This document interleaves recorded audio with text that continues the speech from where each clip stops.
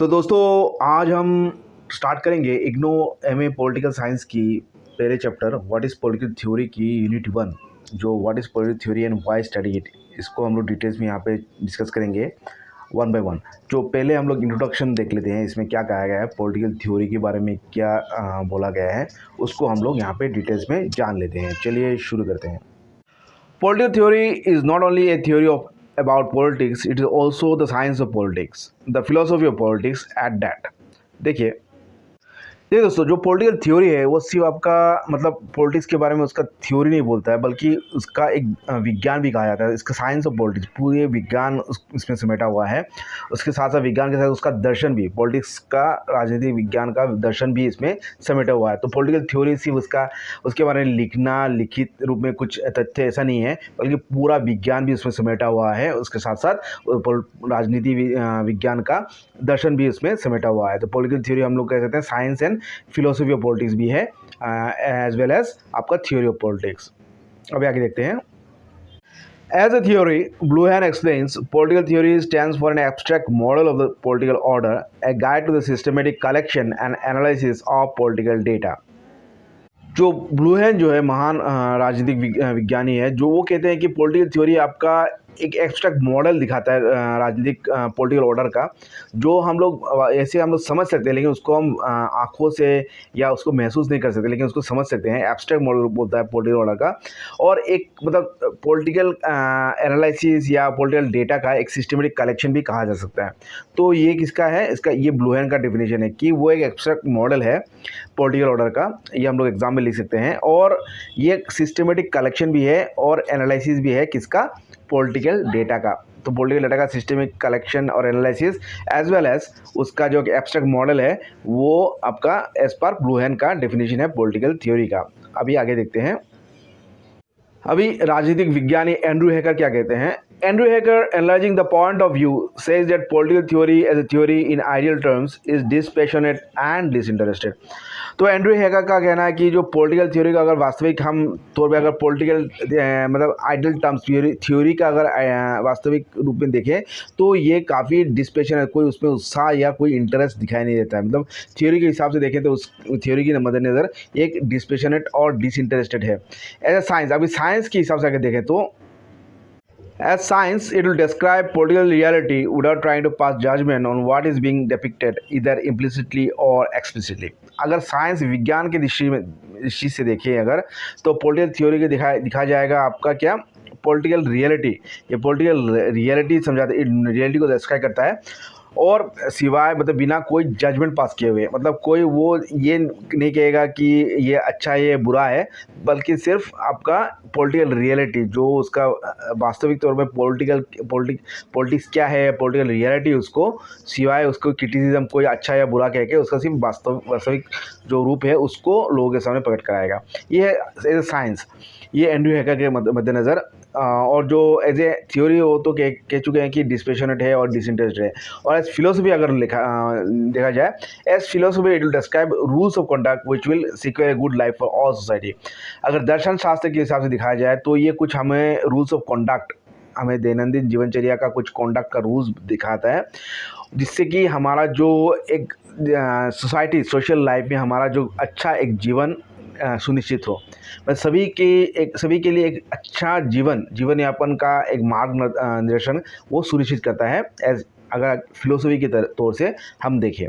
तो साइंस के मद्देनज़र तो ये कोई मतलब सिर्फ पॉलिटिकल रियलिटी दिखाता है, और आपका थ्योरी के हिसाब से ये डिसपैशनेट डिसइंटरेस्टेड है, और फिलोसफी के हिसाब से ये मतलब हमें एक अच्छा सिक्योर और गुड लाइफ सोसाइटी को देता है पॉलिटिकल थ्योरी का शास्त्र। अभी आगे देखते हैं। Political theory is not fantasy. देखिए, पॉलिटिकल थ्योरी जो है वो मानव का कल्पना नहीं है, कोई फैंटेसी नहीं है। दो इट में contain element of political vision, यद्यपि इसमें कोई राजनीतिक सोच या विजन रहता है राजनीतिविद का, विज्ञानी का, लोगों का, लेकिन ये कोई फैंटेसी नहीं, काल्पनिक मतलब इसका कोई भूमिका नहीं है, कल्पना के आधार पर इसका कोई इसका भूमि नहीं है, कोई स्रोत नहीं है। इट इज़ नॉट पॉलिटिकिंग, और ये वास्तविक तौर कोई पॉलिटिक्स, रियल पॉलिटिक्स से पॉलिटिकल थ्योरी का कोई लेना देना नहीं है। Though it does take into account political realities for study analysis, यद्यपि जो वास्तविक में जो पॉलिटिकल रियलिटी है उसको ये लेता है स्टडी और एनालिसिस के रूप में, लेकिन ये वास्तविक में जो रियल पॉलिटिकिंग है, जो राजनीति, जो दैनंदिन में जो राजनीति हम लोग जो पॉलिटिकल पार्टीज करते हैं, उससे इसका कोई ज़्यादा लेना देना नहीं है। It is not all scientism though it seeks to reach the roots of all political activity analytically and systematically. और इसको मतलब पूरा वैज्ञानिक दृष्टिकोण से भी देखा नहीं जा सकता, लेकिन यद्यपि ये मतलब सभी पॉलिटिकल एक्टिविटी का जड़ तक पहुंचता है, मतलब किस तरह एनालिसिस करके और सिस्टमेटिकली, मतलब जो साइंटिफिक जो एनालिसिस है या सिस्टमेटिक जो स्टडी है उसके आधार पे पॉलिटिकल कोई भी एक्टिविटी का जड़ तक वो पहुंचने का वो चेष्टा करता है, लेकिन ये पूरी तरह विज्ञान भी इसको कहा नहीं जा सकता। अब आगे देखते हैं। It is not ideology though its attempts to justify political system and condemns another. देखो ये कोई इडियोलॉजी नहीं है, कोई मतलब धारा या चिंता अलग कोई चिंतन का धारा या कोई इडियोलॉजी या स्कूल ऑफ थॉट ऐसा नहीं है।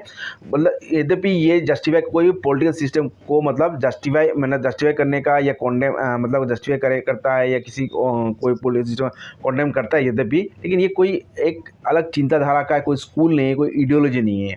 मतलब ये एक अलग इडियोलॉजी के हिसाब से हम लोग नहीं देखते, यद्यपि ये पॉलिटिकल सिस्टम को उसको मतलब कॉन्डेम भी करता है, धिक्कार भी कर देता है, और उस किसी कोई पॉलिटिकल सिस्टम को जस्टिफाई भी करता है, लेकिन इसको इडियोलॉजी के हिसाब से हम लोग देख नहीं सकते हैं।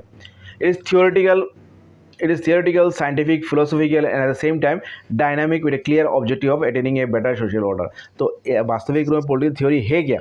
पॉलिटिकल थ्योरी है, ये थियोरेटिकल भी है, मिशन सबमिशन है, साइंटिफिक भी है, फिलोसॉफिकल भी है, दर्शन शास्त्र भी इसमें है, और एट द सेम टाइम ये साथ साथ ये डायनामिक भी है। मतलब समय के अनुसार ये इसकी जो विचार है ये चेंज होते रहता है, आधुनिक समय के हिसाब से ये मतलब चलते रहता है। ये डायनामिक भी है और एक क्लियर ऑब्जेक्टिव ऑफ अटेनिंग, और उसका ऑब्जेक्टिव जो है, उसका उद्देश्य जो मूल उद्देश्य जो है वो एक क्लियर है। और क्या है वो? एक बेटर सोशल ऑर्डर, एक उन्नत एक सोशल समाज व्यवस्था की चाह रखता है, उसको टारगेट करता है।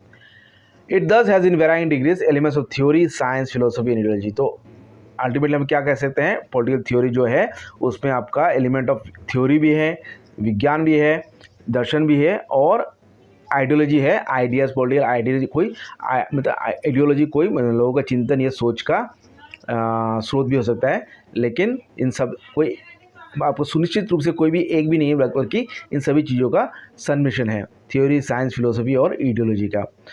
तो दोस्तों ये था हमारा introduction what is political theory. ऐसे क्लास हम लोग पूरा ऐसे डिस्कस करते रहेंगे, इग्नो पॉलिटिकल साइंस का, एमए पॉलिटिकल साइंस का सभी चैप्टर्स। आप लोगों को अगर अच्छा लगा है तो लाइक कमेंट कीजिएगा, और अगर कुछ आपको डाउट्स है तो भी कमेंट सेक्शन में लिखिएगा। और आगे किस तरह आप लोग वीडियो चाहते हैं पॉलिटिकल साइंस, जो इग्नो एमए पॉलिटिकल साइंस जुड़े हुए हैं, जो स्टूडेंट्स हैं जो ये कर रहे हैं इग्नो से जुड़े हुए हैं, तो अब किस तरह क्लास लेने से आप लोगों को अच्छा लगेगा या किस टॉपिक में ज़्यादा क्लास से अच्छा लगेगा, आप लोग कमेंट सेक्शन लिख सकते हैं। तो आज के लिए इतना ही। नेक्स्ट क्लास में हम लोग स्टार्ट करेंगे व्हाट इज़ पॉलिटिकल थ्योरी, उसको आगे तक हम लोग डिस्कस करेंगे। तो इतना तक चैनल को सब्सक्राइब कीजिएगा, और आज के लिए इतना ही। Thank you, take care.